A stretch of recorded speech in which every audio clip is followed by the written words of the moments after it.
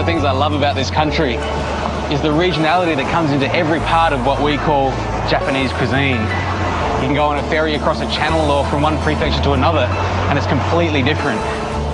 We're on our way to Tohoku now, which is one of the more agricultural areas of Japan, and the cuisine there is the cuisine of the people. This time, I'll be catching up with the family who caught the $1 million fish. Absolutely freezing, and there's water spraying in my face every turn. And exploring the onsen culture of the north. Feels like the most natural thing in the world. There'll be an attempt at a record. Living the will to live. And a tale of resilience after the Japan tsunami. And over there's still the remnants of the logs where Kono-san built a fire to keep everyone warm.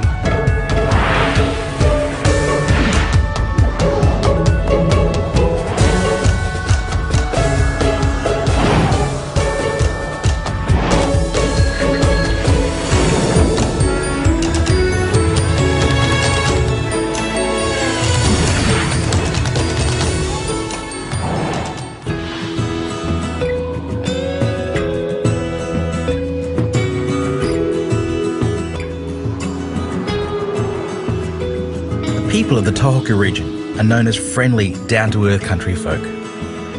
But it's funny how sometimes peasant food can become the food of kings. I'm talking now about tuna sashimi. And here in Oma, in the Aomori prefecture, their tuna is regarded as the best in the world.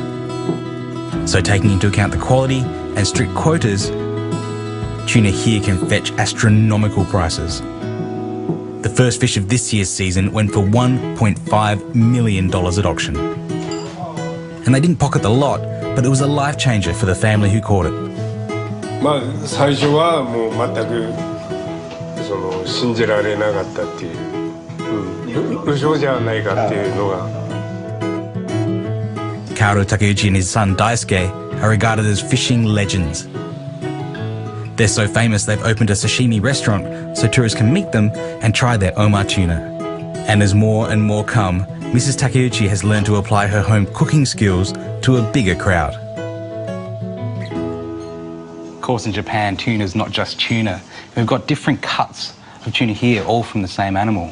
This is the akami, or the red meat, which is the leanest cut, not much fat to it. And this is the chutoro, or medium fatty tuna. But the superstar is this one. This is the otoro, or the fatty tuna from the belly portion of the fish. And it's basically the wagyu of tuna. It's marbled with fat and it's got a mouthfeel that really melts away when you eat it. And of course with sashimi, you have to have wasabi. And that's what this is. It's a little gnarly green root that's quite different from the wasabi that we might taste because there's different varieties of wasabi. And sometimes the wasabi that we get is just horseradish that's been dyed green. And the thing about it is, it's not just this heat, it's also got a lot of flavour to it. Of course there's that pungency, but the flavour of fresh wasabi can't be beat.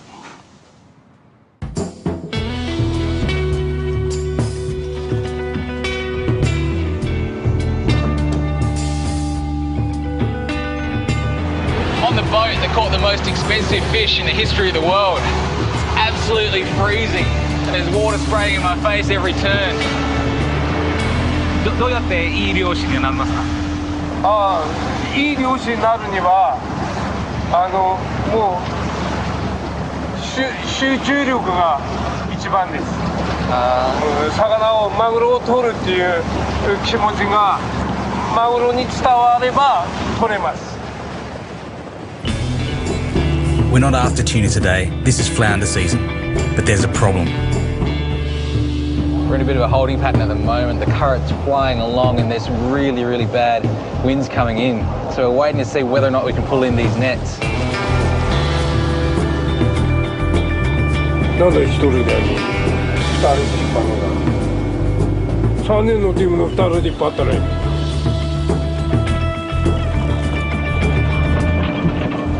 Even though they risk losing their nets, they go for it.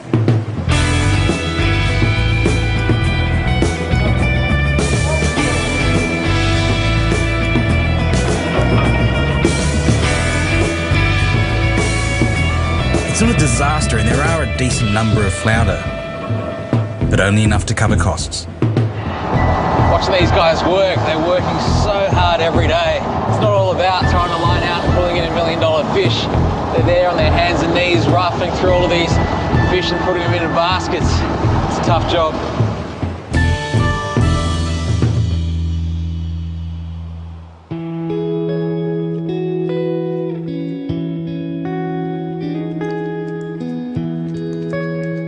Takeuchi-san's given me some of his tuna to cook, and so I'm going to do it in a very Japanese way. Teriyaki tuna jaw. Like most things in Japanese cuisine, teriyaki is very simple. Some soy sauce, 250 mils. 200 mils of mirin. And then sake, another 200 mils of that. About 80 grams of sugar. And you can vary the amount of sugar depending on your taste. And I'll heat that only until the sugar's dissolved. We don't want to bring it to the boil or anything like that because those sugars then will start to caramelize. We want that to happen on the fish. It's dissolved now and that's all there is to it. Take it off the heat. Here's the main event, the tuna jaw. Takeuchi-san's family's been fishing for tuna for generations and they never waste a part of it. The jaw in Japanese is called kama. It's this part here of the fish. And the word kama also means sickle or scythe in Japanese. You can see by the shape of it. It's kind of that round sickle shape. Some salt over both sides. And we'll put it onto the grill. You can see how tough this skin is. It's like leather, so it's completely inedible. We'll grill it skin side down so that we can blacken that skin and pull it off later on. And we'll come back to him later.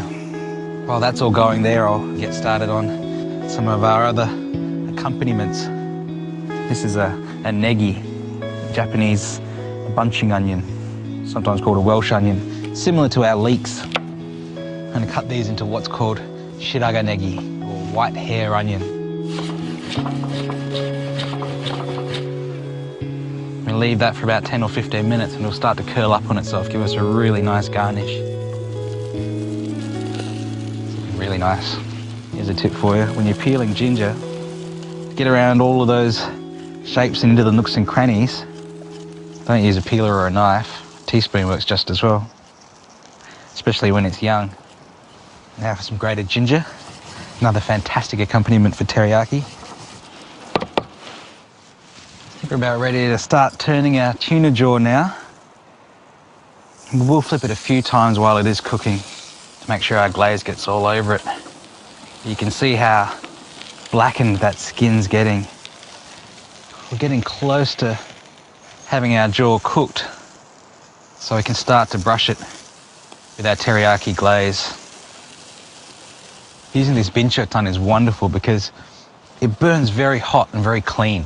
That smoke that you're seeing is not smoke coming off charcoal, it's the smoke of the fat that's dripping down off this tuna. So the flavour you get isn't like a burnt barbecue, it's just smoky tuna. This is where food for me starts to get very exciting. Our tuna jaw is lovely and glazed now, so we can pull it off our grill. It really does smell and look amazing. A few of our garnishes. It's a shiso leaf, also called perilla. Some people say it's like a Japanese mint or a Japanese basil. It does have a smell similar to a peppery mint. Some of our grated ginger as well. Just pop that on top of our shiso leaf. And you can see our shiraga negi. See how much that's curled. Drain the water off that. Give it a good shake. And plonk them on top of our tuna jaw. And there we are, teriyaki tuna jaw.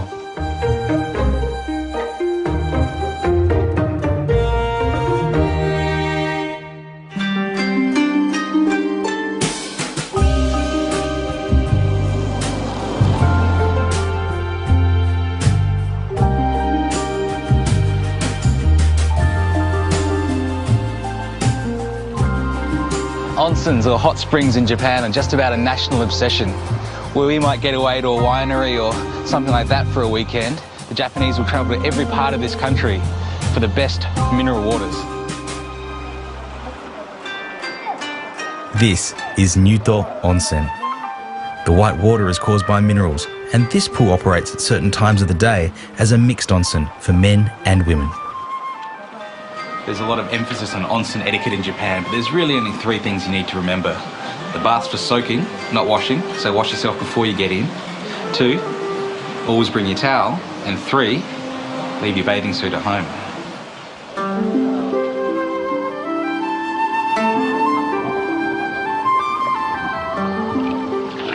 When I first came to Japan, the thought of getting naked with a bunch of strangers and taking a bath was a bit weird, but after a while, when you've got that towel on your head and the hot water's soaking all your bones and aches away, it feels like the most natural thing in the world. Onsen culture is much more than simply soaking in hot springs. Food plays a big part in the experience. Many onsens serve kaiseki or formal cuisine, but here in the north, they do things a little differently. This is the kind of dish that brings home an important point about Japanese cuisine, and that's that hyperlocality. You know, you can go to the next town or the next prefecture and the cuisine's completely different. Here in Tohoku, we've got these potatoes that are just from over here and the miso from soybeans they've picked themselves. And it's not an affectation, it's not like a chef trying to get people into their restaurant or anything like that. This is the way people have been eating for decades and centuries. The star of this dish are these yama no imo, or mountain potatoes. They're grated first into a sticky paste and left overnight. The chef then prepares a base of pork belly fried in butter, and to that he adds chips of gobo, or burdock root. He adds konnyaku, a type of yam jelly, and then hot water. After skimming, a miso paste is gradually added through a sieve. Then mirin. And now those mountain potatoes are skillfully squeezed into balls and placed in the pot.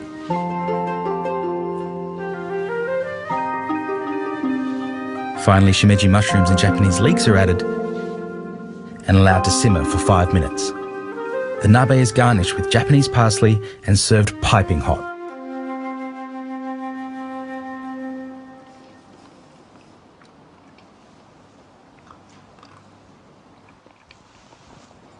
And the taste of the dish itself is wonderful. It's got a real earthiness to it from that miso that they've handpicked themselves, the soybeans here, and then that mountain potato is not as sticky as it looks when it's raw. It's actually light and pillowy and fluffy, like a perfectly made gnocchi. This is how the people up here in Tohoku eat. You can count me in. The fact is, Japan's gastronomic diversity is driven by several factors. What's grown locally, historical influences, and sometimes it's all about the marketing. This squid tank was something I came across back in Hokkaido. Poor little guy, I feel a bit sorry for him. And it seemed like a good idea at the time. It's going to cut it up for me now. The freshest squid sashimi you'll ever get. This is where our food comes from. A little hard to look at, to be honest. No doubt one of my more bizarre food experiences. Not sure I'm entirely happy about eating this, but still wriggling a little bit there.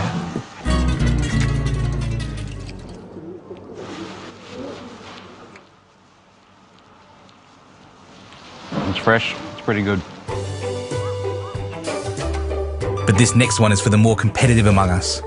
I've travelled to Morioka, the capital of Iwate Prefecture, to a restaurant famous for gluttony. In Japan, you're never far from a unique noodle experience, and this is something I've never tried before. Part lunch, part deathmatch. I've got a bunch of condiments and toppings here, and Yamaguchi-san here is the toughest waitress in the place, and she's got quite a few bowls of noodles for me. Let's get started. This is wanko soba, and the idea is to eat as many bowls of soba noodles as possible. The record is held by a Japanese woman who ate over 500 bowls in one sitting. Slow down. My waitress Yamagishi-san is more like a drill sergeant, pushing and pushing for me to eat more and faster. Try a bit of this spicy condiment here. Well, that was a good idea. Now my mouth's burning as well as being assaulted.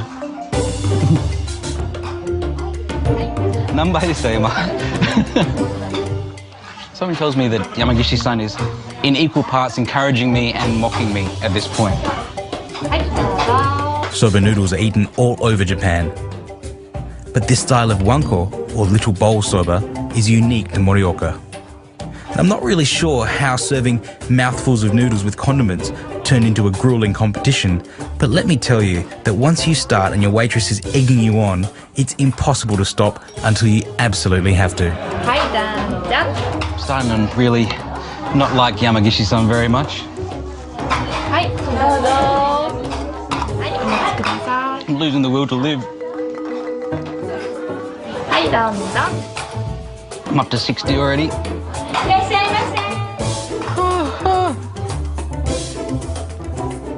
No, you're just laughing at me. Well, you're not getting a tip.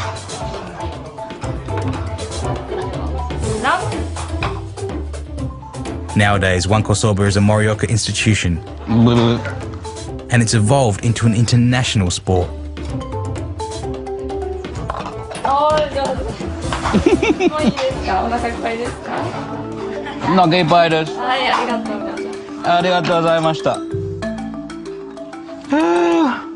This could be my proudest achievement.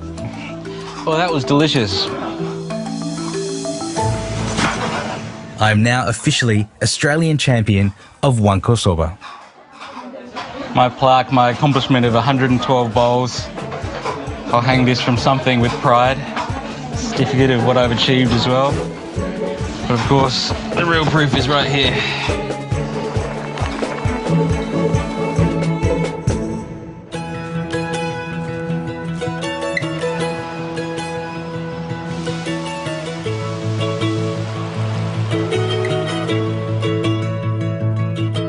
Manga or comic books in Japan are such an important part of the culture, and this one's one of my favourites. It's called Oishimbo, and it's about gourmet foods and things that happen in the world of food here in Japan. This story is a particularly special one. It's about the Kono family, who've been making soy sauce for over 200 years. Hirofumi and Kazuyoshi Kono know soy sauce.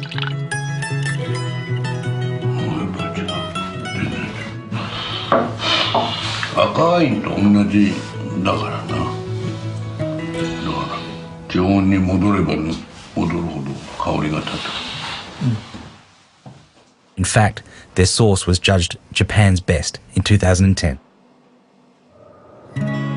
But then in 2011, the town of Rikuzen Takata was destroyed in the Japanese tsunami. And so too was their factory. 津波の前は工場はここ。そうです。はい。ここに200年前から続く蔵が。For years, the Kono family had trained their staff to prepare for a tsunami by racing up the hill to this local shrine. When a 13-metre wall of water hit Rikuzen Takata, almost half the population died, and the entire town was destroyed. However, because of their training, all but one of Kono-san's staff survived. こんなに寒かったんですか？そうですね。寒くて雪が降ってきましたね。One of the things that's really you don't get from TV is that you watch the footage on the news, you don't realise how cold it is now, and it was the same time of year that the tsunami came. In fact, Kono-san just said the snow was falling. And over there's still the remnants of the logs where Kono-san built a fire to keep everyone warm. And he was telling me before that all he could think was, how is he going to feed his employees? 英語でそのファミリーってありますけど、ファミリービジネスってありますけど、もともとやはり八木沢商店は一緒にその田んぼでお米を作ったり、畑で野菜を作ったり、原料の大豆を作ったり、一緒に社員と一緒にやって、お昼ご飯も一緒に食べてたんですね。そういう関係の中から人間の絆ができてきて、それが、震災後そういう、つながりがどんどん広がっていって、今日本全国から、ご支援をいただきながら再建をしている途中です。After the disaster, the entire country rallied around the people of Tohoku, including this family business. With all of their stock washed away, the Kono family's competitors supplied them with soy products, allowing them to build a new factory and continue trading. Also, one of Japan's largest department stores chose to pay more for Kono-san's products than he wanted to charge them, and the local bank manager swore a solemn oath to protect him from bankruptcy. So the business has survived, the workers have kept their jobs, and 200 years of rich culinary tradition continues. I'm in the tea rooms at Kono-san's factory for his soy sauce. I'm going to make afternoon tea with some of his workers. We all think about Japanese food as being, you know, this refined cuisine with sushi and sashimi and all of these kinds of elegant foods. But the real soul of Japanese food and the heart of it is in the simplicity and the food of the people that we see here in Tohoku. I'm making a very, very simple dish, yaki onigiri, or grilled rice balls, with these wonderful pickles that Kono-san's people have made for me, and miso soup. Starting just with some cooked rice with wet hands, just cupping the rice and rolling it into sort of a triangular puck shape. And while I do that, I'm going to start making my basting liquid for it, just with melted butter and also, of course, Kono-san's fantastic soy sauce. It's the reason why Kono-san's soy sauce is so good. It's brewed in the traditional way. It's fermented, it's aged. Our butter's melted now, and I'll just add that into this wonderful soy sauce. And here we are, our little rice balls, ready for this charcoal grill. The aroma of this soy sauce and butter is absolutely fantastic. These onigiri will be done when they've got a nice crusty coating and it's dry and crispy on the outside, and that butter and soy sauce has gone right into the middle and soaked through all of that rice. That sound you can hear is the toasting of those rice grains, and mixed together with the soy sauce and the butter, it's got almost a nutty smell of popcorn or something like that.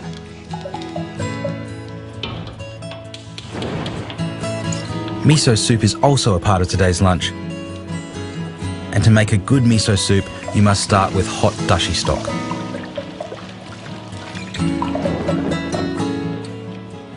Add wakame seaweed and tofu cubes, followed by finely sliced spring onions. Finally, using a small sieve, mix in miso paste to taste. After you've added the miso, be careful not to bring it to the boil, as this will spoil the taste and texture of the soup.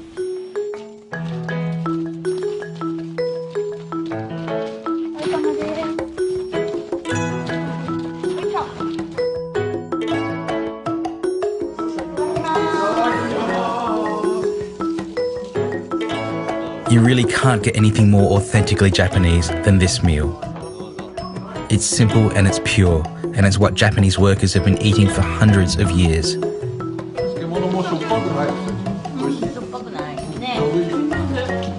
To be able to make my version for these people is truly a privilege.